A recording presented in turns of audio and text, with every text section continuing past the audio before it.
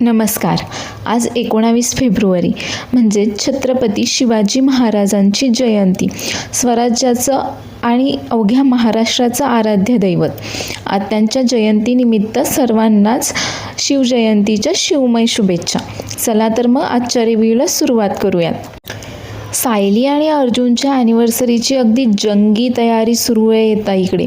सर्वजण मिळून मस्त केक बनवत आहेत, डेकोरेशन वगैरे करतायत आणि आता तेवढ्यातच चैतन्य तिथे येतो. आता चैतन्याला आल्यावर पाहून प्रताप बोलतो की हे काय एवढ्या उशिरा आलास? त्यावर आता लगेचच रविराज बोलतो हो, आणि आता उशीर झाला म्हटल्यानंतर मी कोर्टात केसला होतो, हे असे कारणं काही देऊ नकोस तू. त्यावर चैतन्य बोलतो की नाही मी वेळेवरच येणार होतो, पण कसा काय उशीर झाला काय माहिती. आता प्रताप त्याला देखील आता त्या डेकोरेशनच्या मदतीसाठी घेतो आणि तेवढ्यातच चैतन्याचं लक्ष आता सायली आणि अर्जुनकडे जातं. तर सायली आणि अर्जुन जिन्यावर उभे असतात आणि दोघांचंही लक्ष एकमेकांकडेच असतं. आता लगेच चैतन्य बोलतो वा, म्हणजे हे सगळं ज्यांच्यासाठी चाललं आहे ते मात्र पहा दोघेही बिझी आहेत. आणि आता सगळेच जण सायली आणि अर्जुनकडे पाहू लागतात. तेवढ्यातच चैतन्य आता त्यांना आवाज देतो, मिस्टर अँड मिस्ट्रेस सुभेदार. आता हे ऐकल्यानंतर मात्र सायली आणि अर्जुन लगेच भानावर येतात आणि खाली येतात हॉलमध्ये सगळ्यांकडे. आता सगळेजण मस्त टाळ्या वाजवत ॲनिव्हर्सरी विश करत दोघांचंही स्वागत करतात. आता तेवढ्यातच कल्पना लगेच आता त्यांच्या ओवाळणीसाठी ताट घेते आणि त्यांना औक्षण करते. आता कल्पनाने ओवाळल्यानंतर लगेच प्रतिमा आणि अस्मिता देखील त्या दोघांनाही औक्षण करतात. आता त्यानंतर मात्र रविराज बोलतो नाही, म्हणजे ते ॲनिव्हर्सरी वगैरे सगळं काही ठीक आहे, पण मला मात्र एका केसच्या निकालाची उत्सुकता लागली आहे. काय निकाल लागलाय बरं त्या केसचा? आता हे ऐकल्यावर मात्र सर्वच गोंधळून असे एकमेकांकडे पाहत राहतात की कसल्या केसबद्दल बोलतोय हा. तेवढ्यात रविराज पुढे बोलतो की नाही, ॲडव्होकेट अर्जुन सुभेदार वर्सेस सायली सुभेदार ही जी केस होती, काय निकाल लागलाय बरं त्या केसचा? त्यावर आता सायली आणि अर्जुन दोघेही एकमेकांकडे पाहून हसतात. तर अर्जुन बोलतो की निकाल लागण्यापूर्वी आम्हाला दोघांनाही आमची बाजू मांडायची आहे.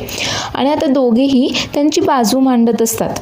तर त्यांनी खरं तर एक असा छानपैकी तराजू असा सजवून आणलेला असतो तिथे, आणि अर्जुन आता सगळी स्वयंपाकघरातली भांडी घेऊन आलेला असतो आणि आता त्याची एक बाजू मांडत तो भांडे आता त्या तराजूमध्ये ठेवत असतो. तर तो सांगतो की खरं तर माझंच चुकलं. खरं तर स्त्रिया घरामध्ये खूप काही कामं करत असतात, खूप मल्टीटास्किंग असतात. ते 10 कामं एका वेळेमध्ये ते मॅनेज करतात.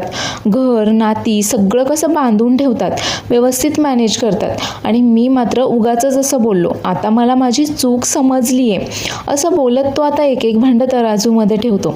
आता त्याचं झाल्यानंतर सायली देखील त्याला बोलते की तुम्ही आणि तुमच्यासारखे अनेक पुरुष रोज घराबाहेर पडून साठी किती मेहनत घेत असता. आणि आता तिने देखील अर्जुनच्या कामाच्या फाईल्स आणलेल्या असतात आणि त्या फाईल्स आता ती तराजूमध्ये ठेवत असते. तर सायली सांगते की हे फक्त तुमचं शिक्षण, तुमचा अनुभव, तुमची मेहनत यामुळे सगळं काही हे शक्य आहे. म्हणजे स्त्री जरी घरामध्ये राहून घर सांभाळत असली तरी पुरुष मात्र उंबरठ्या बाहेर राहून कर्तृत्व गाजवत असतो. आता दोघांनाही एकमेकांची किंमत कळाली आहे आणि दोघांचंही काम सोपं नाही आहे हे देखील त्यांच्या लक्षात आलं आहे. आता सायली देखील इथे अर्जुनची माफी मागते. आता सायलीने देखील सगळ्या फाईल्स त्या तराजूमध्ये ठेवल्यानंतर तो तराजू मात्र आता बॅलन्स झालेला असतो. त्यावर अर्जुन बोलतो की सगळ्या गोष्टी कशा समजून घेतल्या ना की अगदी हे सगळं बॅलन्स करणं सोपं जातं. आणि खरं आहे, आता सायली आणि अर्जुनप्रमाणेच आता रिअल लाईफमध्येही हेच असतं. आता जो तो ज्याच्या त्याच्या परीने घरासाठी कुटुंबासाठी झटत असतो, पण दोघांनाही एकमेकांची किंमत मात्र तेव्हाच समजते जेव्हा ते दोघेही एकमेकांच्या जागी उभे राहत असतात. तर आता त्यांनी त्यांची बाजू मांडल्यानंतर चैतन्य लगेच बोलतो की हो, आता सगळे सबूत वगैरे पुरावे वगैरे पाहिल्यानंतर तर तुम्हाला दोघांनाही निर्दोष मुक्तता केली जाते आहे, तुमची काहीही शिक्षा होणार नाही आहे तुम्हाला. त्यावर प्रताप लगेच बोलतो हो, पण तुम्ही दोघेही फक्त आणि फक्त लग्नाच्या बेडीमध्ये बांधलेले असणार आहेत. तर तेवढ्यातच अस्मिता बोलते की अरे हो, पण चला आता केक देखील कापूयात आपण. आणि आता सर्वजण मिळून त्यांना विश करतात आणि सायली आणि अर्जुन मिळून केक कापतात आणि एकमेकांना केक देखील भरवतात. तर आता त्यांची ही अदलाबदली मात्र संपली आहे इथे. आणि आता सायली नेहमीप्रमाणे किचनमध्ये आली आहे आणि सर्वांसाठी नाश्ता बनवते आहे. तर विमलताई देखील तिथेच असतात. तर सायली मात्र खूप खुश असते. त्यावर विमलताई बोलतात की सायलीताई, तुम्ही आज जास्तच खुश आहात, काही झालं आहे का आज? त्यावर सायली सांगते की हो ना, इतके दिवस मी आता किचनला खूप मिस करत होते. किती दिवसांनी मी किचनमध्ये येते आहे, कधी एकदाची किचनमध्ये येऊन स्वयंपाक करते ना, असं झालं होतं मला. त्यावर विमलताई देखील आता सायलीचं कौतुक करत असतात व बोलतात की तुम्हाला अर्जुनदादांनी केलेला स्वयंपाक आवडत नव्हता का? त्यावर सायली बोलते तसं नाही, पण मी हे सगळं खरंच खूप मिस करत होते. आणि तेवढ्यातच कल्पना देखील तिथे येते आणि सायलीला बोलते, सायली अगं, पोह्यांच्या फोडणीच्या वासावरूनच मला समजलं की आज पोहे तू बनवतीयस म्हणून. आता पोहे बनवून झालेले असतात सायलीचे आणि आता सर्वजण नाश्त्यासाठी देखील आलेले असतात. तर तेवढ्यातच प्रताप बोलतो की चला, म्हणजे आज एकदम छान नाश्ता मिळणार आहे, आज सायलीने नाश्ता बनवला आहे तर. त्यावर आता कल्पना अर्जुनची बाजू घेत बोलते, हो, आता अर्जुनला देखील स्वयंपाक जमायला लागला होता आणि एवढाही वाईट स्वयंपाक करत नव्हता तो. आता तेवढ्यातच अर्जुन देखील खाली येतो आणि बोलतो की चला, मी आता निघतो, मला उशीर होतोय. त्यावर सायली बोलते की नाही न खाता कुठेही जायचं नाही आहे, आधी नाश्ता करून घ्या मग जा. तेवढ्यातच प्रताप बोलतो, चला, आज खूप दिवसांनी हे वाक्य ऐकलं आणि आता कसं घरात नॉर्मल असल्यासारखं वाटतंय सगळं. त्यावर आता लगेचच अस्मिता देखील बोलते, हो ना, आज खूप दिवसांनी असा छान नाश्ता मिळणार आहे. त्यावर अर्जुन तिला चिडवत असतो, मी काय एवढा वाईट स्वयंपाक करत नव्हतो तेव्हा, मी चॉकलेट आणि केक पण तर बनवला होता, आणि केक कसा गपागपा खात होतीस बरं तू? त्यावर आता अस्मिता बोलते, हो, पण तुला सायलीसारखं काही असे पोहे जमले होते का बरं? आणि आता अर्जुन देखील सायलीला सर्वांना जेवण वाढायला मदत करतो आणि आता सगळेच सायलीच्या पोह्यांची तारीफ करत असतात. तर इकडे सचिन आता विचार करत बसलेला असतो की त्या अस्मितावर हल्ला कोणी केला असेल. आता तेवढ्यातच तिथे साक्षी येते आणि त्याच्या बाजूला येऊन बसते. आता साक्षी खूप अशी गंभीर चेहरा करून असं त्याची खुन्नस देऊनच सचिनकडे पाहत असते आणि खरं तर तिचा हा असा अवतार पाहून सचिन देखील घाबरलेला असतो. आणि सचिन तिला विचारतो की सॅम, आज तुझा मूड कसा आहे? त्यावर आता ती साक्षी बोलते की काय झालं माझ्या मूडला? त्यावर सचिन बोलतो की नाही, आजकाल तुझा मूड काही ठीक नसतो ना, म्हणून विचारलं मी. त्यावर आता साक्षी त्याला बोलते, घाबरतोस की काय तू मला? त्यावर आता सचिन बोलतो की नाही गं. त्यावर साक्षी बोलते की घाबरायलाच हवं. नाही, म्हणजे तू जर असा बाहेर गेलास, तुला जर एखादी मुलगी आवडली वगैरे, मग माझं काय होईल? मग मी तर मात्र तिचं खूनच करून टाकेल. आणि जोरजोरात हसू लागते आणि बोलते की घाबरलास ना तू? आता तिला असं हसताना पाहून सचिन बोलतो की हां, म्हणजे तुझा आज मूड ठीक आहे ते कळालं मला. ठीक आहे, आपण डिनरसाठी बाहेर जाऊयात आज. त्यावर आता सचिन तिच्याकडे चौकशी करत असतो की सॅम, पण मला एक सांग की तुझ्या पर्समध्ये तो चाकू काय करत होता? आणि तू नक्की पार्टीला गेली होतीस त्या दिवशी, नक्की कुठे गेली होतीस तू पार्टीसाठी? त्यावर आता ही सॅम त्याला सांगते की असंच हायवेजवळ एक नवीन रेस्टॉरंट झालं आहे, तिथेच गेले होते मी पार्टीसाठी. त्यावर मग सचिन विचारतो की हो का, पण मग चाकू तो कसा आला पर्समध्ये? त्यावर आता सॅम सांगते की नाही, माझ्या पर्समध्ये कसा चाकू असेल ना? त्यावर सचिन बोलतो की हे बघ, मी खरंच पाहिलं आहे तुझ्या पर्समध्ये तो चाकू, त्यामुळे खरं खरं सांग. त्यावर आता ही खरं तर उडवाउडवीची उत्तरं देत असते, पण हा मात्र आता तिच्या मागेच लागलेला असतो की तुझ्या पर्समध्ये हा चाकू काय आहे मला सांगच म्हणून. आता ती मात्र हे सगळं सांगायचं टाळाटाळ करत असते. तर इकडे नाश्ता झाल्यानंतर अर्जुन आता ऑफिसला जायला निघालेला असतो. तर सायली देखील त्याच्या मागोमाग येते आणि त्याला सांगते की अहो, तुम्हाला एक गोष्ट तर सांगायचीच राहिली, हे म्हणजे आज ते करमळकरांची मीटिंग आहे वगैरे, लक्षात आहे ना तुमच्या? त्यावर अर्जुन बोलतो की हो, मी जरी इतके दिवस घरी असलो ना, ऑफिसला गेलो नाही, तरी ऑफिसमधल्या सगळ्या कामाचे अपडेट्स मी घेत होतो. माहीत आहे मला, तू काही काळजी करू नकोस. त्यावर आता सायली बोलते आणि हो, त्या सुरेशने काही सांगितलं की नाही, त्याबद्दलही आपल्याला काही त्याचं पुढे काय करायचं काही नाही, काही विचार करायला हवा आहे ना. त्याला कोर्टामध्ये जर दाखल केलं तर बोलेल का तो काही? तितक्यात अर्जुन आता लगेच चैतन्याला फोन करतो आणि त्याला सांगतो की सुरेशने तर अजून काही सांगितलं नाही आहे, पण त्याला कोर्टामध्ये सादर करायची आजचीच तारीख भेटतीये का ते पहा, म्हणजे आपल्याला त्याच्याकडनं काहीतरी माहिती मिळू शकेल. कदाचित तो पोलीस स्टेशनला काही नाही बोलला तरी तिथे कोर्टामध्ये काही बोलू शकेल म्हणून. आता अर्जुन सायलीला थोडासा गंभीर चेहरा करूनच बोलतो की खरं तर बायको, तुला एक गोष्ट सांगायची राहिली आहे मला. त्यावर आता सायली खूप गोंधळून जाते आणि बोलते की काय झालं, म्हणजे ऑफिसमध्ये काही गोंधळ केला का मी? नाही हो, मी म्हणजे असं कुठलं सणच्या कामामध्ये वगैरे काही लुडबुड केलीच नाही आहे. मी फक्त केसची माहितीच गोळा करत होते आणि मी जे काही केलं ना ते सगळं चैतन्य भाऊजींच्या सल्ल्यानेच केलं. आणि कोर्टाचे कामं वगैरे, ते कुठला कलम लावायचा काय वगैरे, ते सगळं चैतन्य भाऊजीच पाहत होते. मी खरंच काही केलेलं नाही आहे. त्यावर अर्जुन बोलतो की नाही गं, हे सगळं केस संदर्भात वगैरे नाही आहे, हे थोडी वेगळी गोष्ट आहे. आता सायली खूप घाबरून जाते आणि बोलते की काय केलं आहे मी? त्यावर अर्जुन बोलतो की मी तुझ्या हातचे पोहे ना खूप मिस करत होतो. आणि आता तो तिला मिठी मारून ऑफिससाठी निघून जातो. तर सायली विचार करते की रमेशबद्दल सुमन काकूंना काही माहीत असेल का? कदाचित त्या एखादी गोष्ट सांगायची विसरले असतील, त्यांच्याशी बोलून पाहिलं पाहिजे. आणि म्हणून आता सायली सुमनच्या खोलीमध्ये येते. तर प्रतिमा देखील तिथेच असते. तर सायली आता सुमनला बोलते की हे काय, तुम्ही नाश्ता नाही केलात, तुम्हाला आवडला नाही आहे का नाश्ता? त्यावर प्रतिमा सांगते की अगं आजकाल ना तिचं खाणं खूप कमी झालं आहे, तूच समजावं आता तिला. तर आता सायली सुमनला समजावत असते की हे असं करून कसं चालेल बरं. आता तेवढ्यातच प्रतिमा सायलीला बोलते, सायली माझं एक काम करशील का गं? अगं मी अस्मितासाठी ना एक वस्तू आणली आहे, ती देशील ना तिला? आणि आता प्रतिमाने अस्मितासाठी पायात घालायचं एक असं पैंजण आणलेलं असतं आणि तिच्या म्हणण्यानुसार गरोदरबाईने ते पैंजण घातल्यानंतर तिला कोणाची नजर लागत नाही. तर आता सुमन ते पैंजण पाहते आणि सुमन विचारते हे काय वहिनी, एकच? त्यावर प्रतिमा सांगते की अगं हो, हे एकाच पायात घालायचं असतं.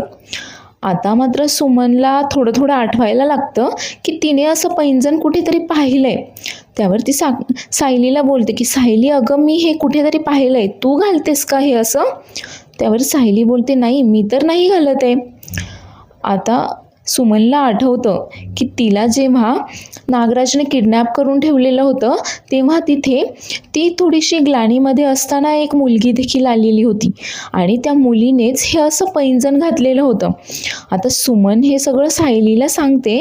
त्यावर सायली मात्र आता गोंधळून जाते आणि सायलीच्या लक्षात येतं की आजकाल प्रिया देखील हे असंच पैंजण एका पायामध्ये घालायला लागली आहे. आता सायली विचार करत असते की म्हणजे नाही, तन्वीला म्हणजेच प्रियाला मी नागराजबरोबर रात्री अपरात्री बोलताना पाहिलं आहे, म्हणजे ती सुमन काकूच्या या किडनॅपिंगमध्ये देखील सामील होती का काय? म्हणजे ती नागराज काकाला सामील आहे आणि ती त्यांच्यासोबत मिळून हे सगळं करते असं तर नसेल ना? तर तेवढ्यातच प्रतिमा आता सायलीला विचारते, सायली अगं काय झालं? त्यावर सायली सांगते की नाही, काही नाही. आणि आता सायली तडक आता अर्जुनला ऑफिसमध्ये जाऊन हे सगळं सांगायचं ठरवते. तर इकडे हा सचिन आता त्या साक्षीला म्हणजे समीराला विचारत असतो त्या चाकूबद्दल, पण ती मात्र काही सांगायला तयारच नसते. आणि ती बोलते की अरे तुला माहीत आहे ना की आजकाल बाहेर कसे दिवस चालू आहे, म्हणून मग मुलींना हे असं सेफ्टीसाठी काहीतरी ठेवावंच लागतं. त्यावर सचिन बोलतो की सॅम अगं पनवेल किती सेफ सिटी आहे माहीत आहे ना तुला पण मला पण, आणि तरी तुला त्या चाकूची गरज का पडतीये? त्यावर सॅम सांगते की अरे तू चुकीचं समजतोयस, हा काही माझा चाकू नाही आहे, अरे हा तर माझ्या मैत्रिणीचा चाकू आहे आणि तिलाच मी तो परत द्यायला गेले होते, पण तो माझ्याकडेच राहिला, देईल मी तिला तो परत देईल. आणि आता ती बोलते की मला खूप भूक लागली, मी काहीतरी चायनीज वगैरे ऑर्डर करते. आणि आता ती तिचा फोन घेण्यासाठी पुढे येते. तर सचिन देखील तिच्या मागोमाग येतो आणि बोलतो की सॅम, खरं सांग, तो चाकू तुझ्या मैत्रिणीचा आहे ना, आणि तू तिला परत देणार आहेस ना? मला आपल्या घरामध्ये कुठलंही हत्यार वगैरे नको आहे. तर ही सॅम मात्र विचार करत असते मनातच की हो, नाही, तो चाकू तर तुझ्या बायकोला मारण्यासाठीच आहे, आणि एकदा का ती मेली मग मात्र मी तो चाकू फेकूनच देणार आहे. आणि ती तिथून निघून जाते. तर इकडे अर्जुन आता त्याच्या ऑफिसमध्ये पोहोचला आहे आणि नेहमीप्रमाणे आता कुठल्याशा केसबद्दल तो चैतन्याला विचारत असतो. चैतन्य मात्र त्याच्याकडे पाहून हसत असतो. त्यावर आता अर्जुन बोलतो की काय झालं तुला, मी काहीतरी विचारतोय ना? त्यावर चैतन्य हसतच बोलतो की नाही, मी विचार करत होतो की म्हणजे तुला हा असा काळा कोट जास्त छान दिसतोय की तो स्वयंपाकघरातला व्हाईट ॲप्रॉन जास्त छान दिसत होता. त्यावर आता अर्जुन विचारतो की हो, मग काय निकाल लावलायस तू? त्यावर चैतन्य सांगतो की तुला ना तो ॲप्रॉनच जास्त छान दिसत होता. नाही म्हणजे तू सायली वहिनीच्या भूमिकेत आणि सायली वहिनी मात्र वकील नसतानाही वकील शोभत होती. तुला माहिती आहे का, अरे मी किती मिस करतोय तिला. अशी पटापट कामं करायची ना ती, एकाच दिवसामध्ये किती कामं करायची ती, तुला काही माहिती आहे का वगैरे. आणि तेवढ्यातच आता तिथे सायली आलेली असते. तर अर्जुन मात्र तिला इशाऱ्यानेच शांत राहायला सांगतो. तर चैतन्य मात्र आता सायलीचं कौतुक करत असतो की अरे तुला माहीत नाही आहे, ती वकील नसून पण किती छान कामं करायची. त्यावर आता अर्जुन बोलतो की तू एक काम कर, तू रिझाईन दे, मी लगेच साईन करतो. त्यावर चैतन्य बोलतो की हो चालेल ना, आणि मग मी आणि सायली वहिनी मिळून एक नवीन फॉर्म तयार करणार, आणि बघ आमची कशी भरभराट होतीये ते तू पाहतच राहा. आणि आता तेवढ्यातच सायली बोलते, बस आता चैतन्य भाऊजी. तेवढ्यातच चैतन्य बोलतो की अरे मला तर ती अजून देखील ऑफिसमध्ये असल्याचाच भास होतोय, मला तिचा आवाज देखील ऐकायला येतोय, तू ऐकलंस का? त्यावर आता हा अर्जुन त्याला खुणावतो की मागे वळून पहा एकदा. आणि चैतन्य मागे वळून पाहतो तर सायली खरंच आलेली असते तिथे. त्यावर चैतन्य बोलतो की तुम्ही दोघे काय माझं खेचत होता की काय? त्यावर अर्जुन सायलीला विचारतो की तू असं फोन वगैरे न करताच अचानक कशी काय आलीस?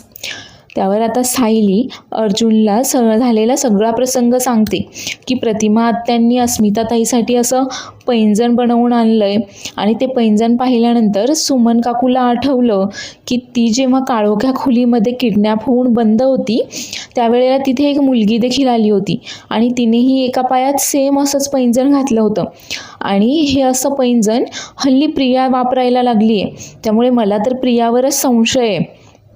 तितक्यात चैतन्य बोलतो, काय म्हणजे या सगळ्यामध्ये प्रिया इन्व्हॉल्व असेल का?